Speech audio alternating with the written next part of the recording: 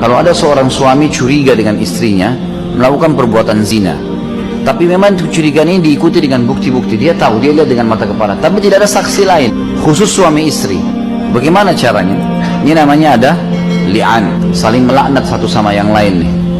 Di zaman Nabi Muhammad SAW telah datang seorang laki-laki lalu berkata, "Ya Rasulullah, istri saya nih selingkuh dengan laki-laki lain dan saya lihat."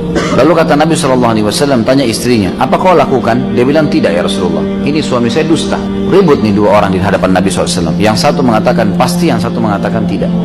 Nabi SAW mengingatkan, sebelum kalian menggunakan hukum li'an, li'an ini satu sama yang lain saling melaknat, nanti akan saya sebutkan caranya. Dan ini yang diperintahkan dalam agama, bukan seperti kita di Indonesia ada sumpah pocong, itu nggak ada. Dipakein kain kafan, dibacai surah Yasin, kemudian disuruh dikutuk. Ini tidak pernah ada sunnah dari Nabi SAW. Tapi yang ada li'an ini. Maka Nabi SAW ingatkan, hati-hati loh, azab di akhirat lebih berat.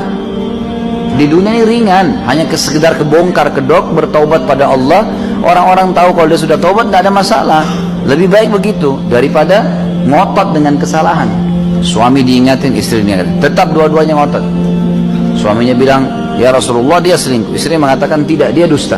Maka Nabi SAW mengatakan, "Baiklah, kamu suami tidak punya saksi, nggak punya saksi. Baik. Sekarang kamu ucapkan 4 kali bersumpah atas nama Allah. Saya bersumpah atas nama Allah kalau istri saya ini selingkuh."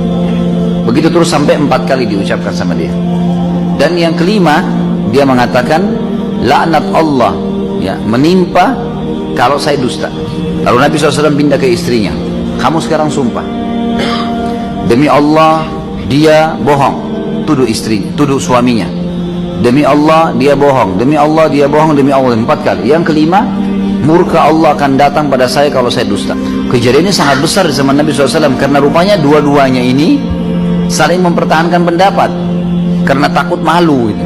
Setelah sumpah tersebut terjadi, maka Nabi SAW mengatakan, "Demi Allah pasti seseorang di antara kalian berdusta. Salah satunya pasti bohong nih. Dan ingat, azab akhirat lebih keras," diingatkan oleh Nabi SAW.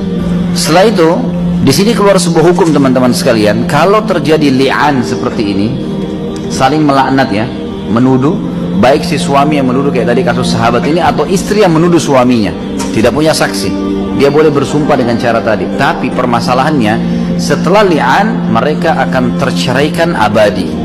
Nggak ada lagi istilahnya